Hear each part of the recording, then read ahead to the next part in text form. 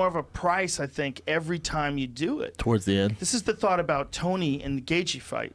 That, look, I was saying it's pretty gangster. They decided to make weight anyway. But then people that, like Dana said this, a couple other people said this, like, why would you do that? Doesn't make sense. When you know you're going to have to make weight again. I talked to Tony yesterday, and he said it had nothing to do with the weight. I'm sure. His loss had nothing to do with the weight. I'm sure he, look, he fought well. Yeah. But he had to have felt something from draining his body just a couple weeks ago. We know it didn't. We know it didn't. I don't mean to interrupt you. Right. We know it didn't help him. Right. We know that. Exactly. We know it didn't help him. Justin just fought an awesome fight, man. That's true that's too. fair. That's true too. Because this is the thing. It's like Tony took an inhuman amount of punishment, but his cardio is so much better than everyone else's. Even when he's getting rocked to a ridiculous extent. Everyone knows, like you know better than anybody, how hard it is to breathe when you're getting hurt. If you're getting hurt and you're stunned, that's when your cardio goes out the window. Through the shitter. People don't realize when you get clipped, that drains your energy more than anything. Your cardio goes through the window. His cardio never went away. He was fine. He's already training. He was training today. He was He's dancing back. dancing in the emergency room. Yeah, he's ready to go back. He's taken this loss. Like, it gave me the chills listening to him talk last night. Yeah. Like, we were talking, I'm like, his champ shit only, that's in his losses too. My family's secure, so I lost technically, but I won in life. Yeah, I'm winning, fair. so I'm just ready to go back and do it again. Hey, Eddie, he seriously feels great. Eddie, That's can I ask you this amazing. without you getting upset at me? When I was watching it, and I don't know Tony like you do, and obviously you're one of the greatest jiu-jitsu coaches of all time, but when I was watching it, in the fourth, or definitely in the fifth, I would have thrown in the towel. That crossed my mind, but I would have never done it. But I thought, man, it was because I know you. Listen, I know listen. The I have never been a head MMA coach ever in my life. Never wanted to be. Never wanted to be, and even to this day, I've never been. That's not me. I'm not Trevor Whitman. That guy's amazing. I'm not Greg Jackson, Duke Rufus. That's a whole nother level. Head coach. That's the guy that should be talking to the fighter that's sitting down. I'm the wide receiver coach. I'm the guy that just throws in shit on the side, like, especially in a stand-up fight. I shouldn't have been mic'd because I knew this was going to be a stand-up fight. If the fight was going to go to the ground, if it was a Khabib fight, yeah, maybe there's going to be a lot of groundwork. Yeah, maybe it makes sense for television to mic me. But when they were micing me up, I'm like, I'm just there for emotional support because it's going to be a stand-up war. Yeah. Tony he hasn't had a takedown in 5 years. Yeah. He never takes anybody down. The last takedown he got was Gleason Tebow.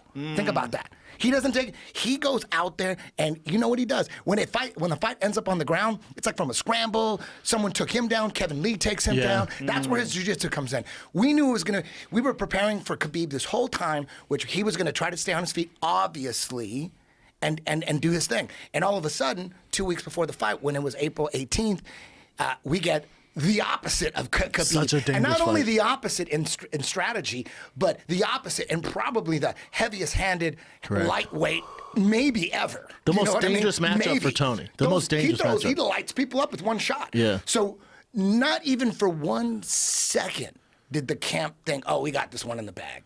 From day one. So hold on, let me finish this. Let me finish this real quick. Let me get this off my chest. So the whole time we're training for a certain strategy. Now we got 2 weeks now. Now it's Justin Gaethje.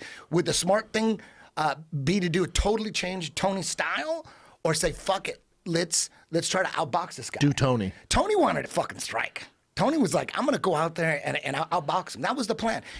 Nobody said 100% it was going to work.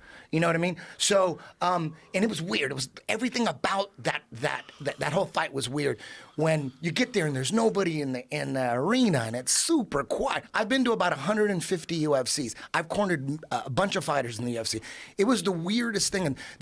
And one of the weirdest things was in between the first round and second round, they only allowed one coach in, right? Yes. And they said, who's it going to be? And I was the first one to say, not me. Like, I don't want to be I'm not the MMA head coach. It's got to be the striking coach that goes in there.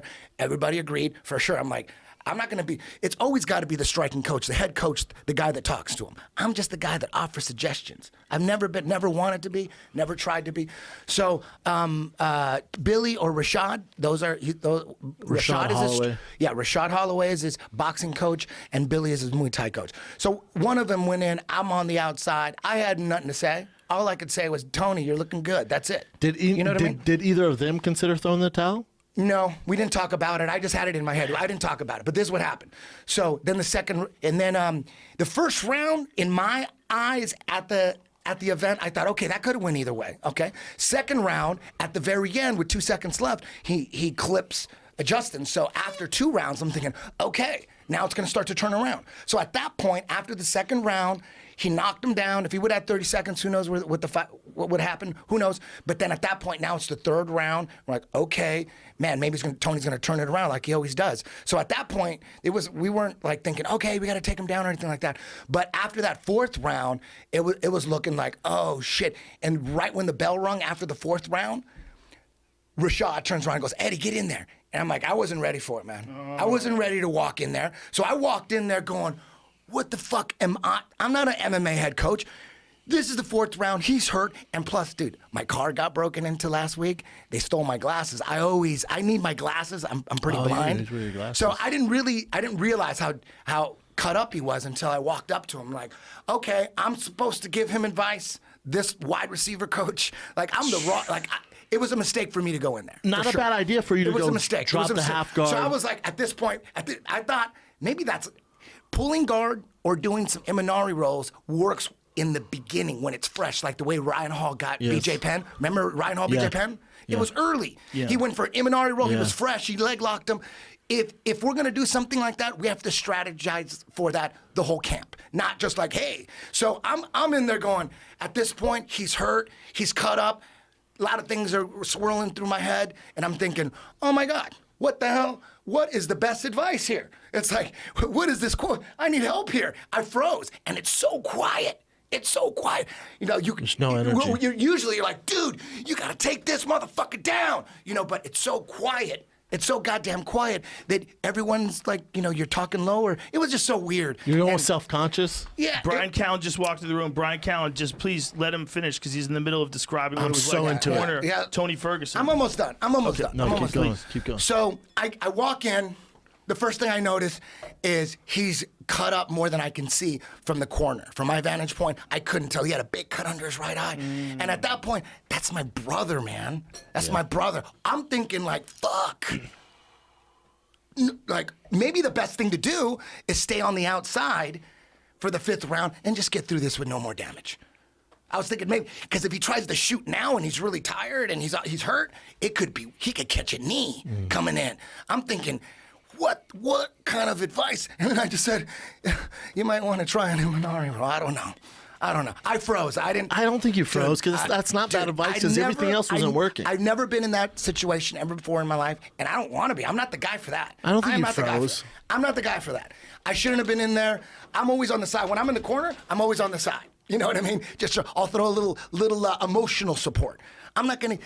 The most important thing for a fighter, I've been in this business getting paid in the MMA business since 2000. I've seen fighters come and go. I worked for the UFC for 8 years, been to about 150 UFCs. I've seen everybody come and go. I know my role.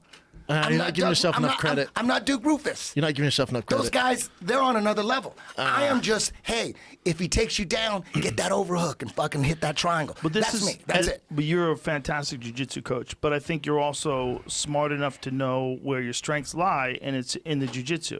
That's a good thing, man. That's a healthy thing. But you should for sure have an understanding of how to coach someone in MMA. The thing is, there's like levels, right? There's like...